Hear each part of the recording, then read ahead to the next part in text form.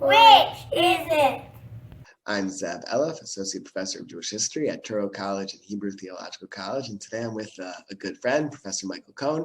He is the Stuart and Suzanne Grant Professor of the American Jewish Experience at Tulane University and Director of the Grant Center for the American Jewish Experience and Department Chair of the Department of Jewish Studies, all at Tulane University.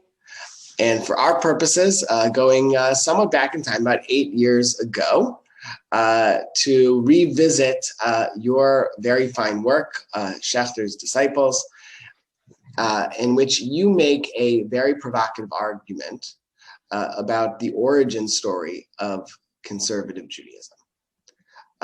To rehearse it very, very briefly, whereas Moshe Davis and the Emergence of Conservative Judaism, which was published first in Hebrew in the 1950s and then in English in the 1960s, argued that there was a 19th century historical school that eventually evolved into the conservative movement in the 20th century. And Marshall Sclair, the great sociologist of American Jews, who argued it wasn't about the elites, but it was about the laity, the rank and file, who in the 20th century Americanized and started a denomination or a movement called conservative Judaism.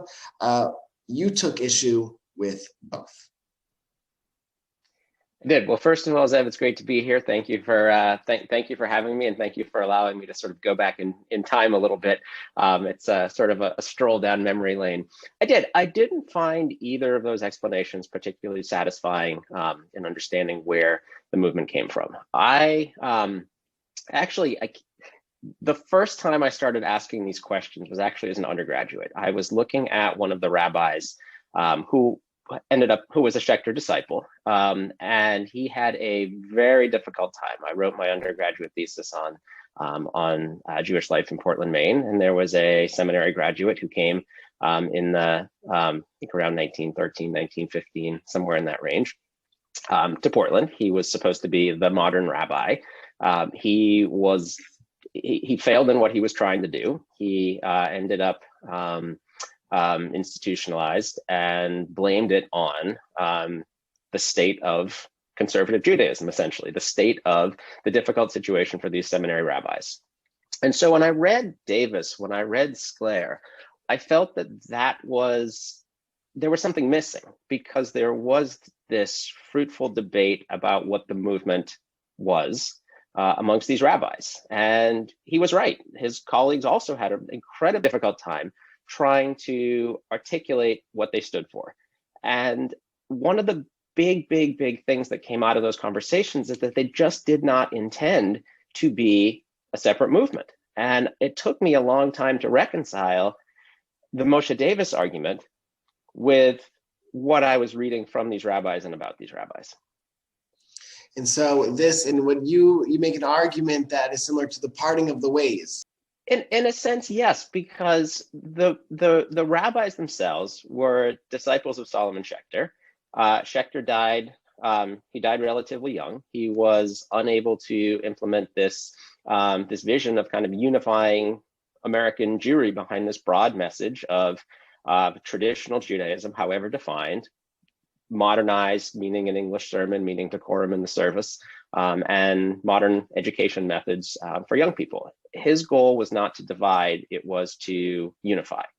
And his disciples ran the gamut in terms of where they stood on issues such as mixed seating, on issues such as an organ.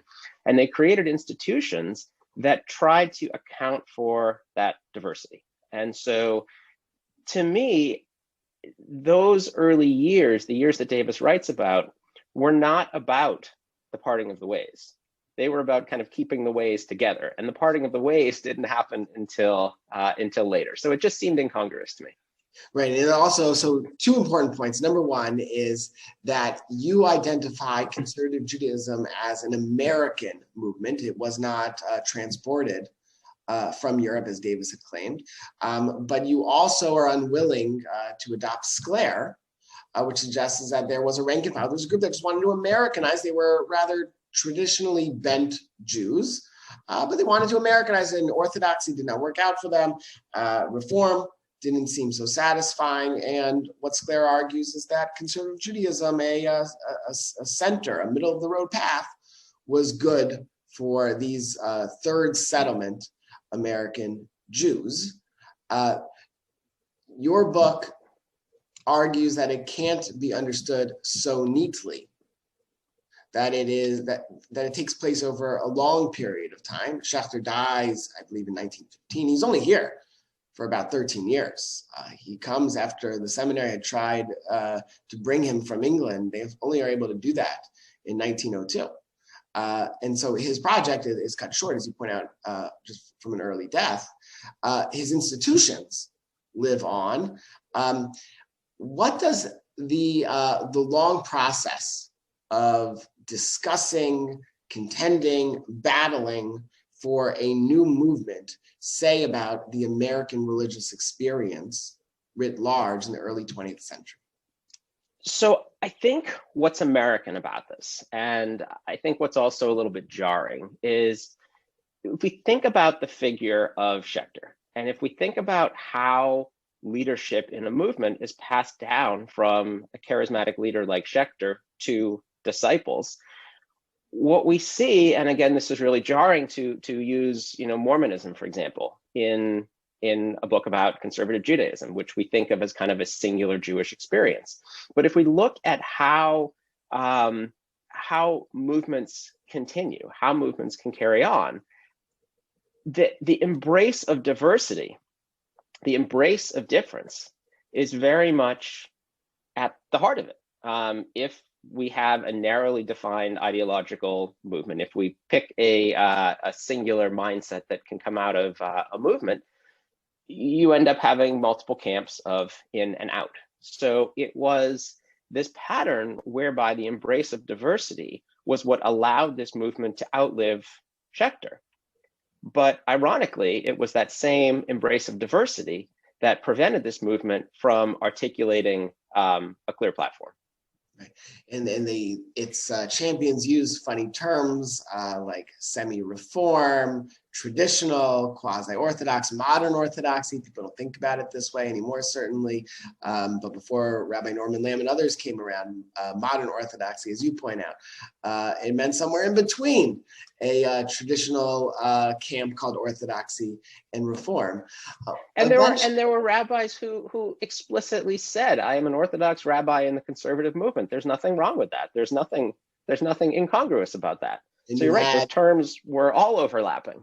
And true, and everything was very complicated. You had JTS ordained rabbis leading Orthodox Union congregations. You had Orthodox Union congregations that also had mixed seating. But eventually, there is a parting of the ways, and there is a full-fledged conservative Judaism. When is it safe to talk about a movement called conservative Judaism in 20th century America? So I would say that is mid-century, around 1950. And I think one of the big moments is the Committee on Jewish Law and Standards issuing the ruling that it's okay to drive to synagogue on the Sabbath. The movement had been trying to keep the Orthodox, so-called kind of Orthodox wing, or you could say the right wing of its coalition, had been trying to keep them on board. But there was a growing, over the 30s and into the 40s, there was a growing push to articulate this kernel of something that was not orthodoxy. And a lot of that comes to a head over the Agunah. The idea that these rabbis looked and they said, there's something, we need to be able to change halakha. We could make an argument for changing halakha, but the concept was Catholic Israel, that, all of the Jewish people had to say that, it is okay to make this change. Those on the right who were outside of this kind of centrist, I guess you'd say, or growing centrist conservative movement didn't go along with it. And so it meant that halakha could not change. And finally, the movement said, okay, rather than insisting on Catholic Israel to say we can make this change, we're going to rely on our own rabbis. We're going to rely on the rabbis within this movement. And that, to me, is the fundamental shift that really sets the movement on its own course. And I think by that point also you have the group of Schechter disciples. They've retired, many of them have passed away, and they're no longer holding sway in the movement. And when that becomes the unifying factor, when that was the unifying factor, when Schechter was the unifying factor, and you move into the second generation where Schechter is no longer a central part of these rabbis, the new generation of rabbis' lives, there's less to hold them together. There's less to say, we need to continue to keep the left and the right together. There's more of a push to say we need to articulate what we stand for. And that push had been there. In 1919, for example, there's a push, and Mordecai Kaplan is very surprised that there's not enough like-minded rabbis to be able to do this. There's another push in 1927. So there are continued pushes to sort of define how conservative Judaism can be something separate. But those were very short-lived, and it was very clear to Kaplan and those who, Herman Rabinovitz and Jacob Cohen and Eugene Cohen, to those who wanted a separate conservative movement, it was very clear to them that wasn't the case, and that wasn't happening. Thanks for clicking and learning. And here are some links to related videos. And subscribe. Don't miss out to making meaning of the past in the present for the future.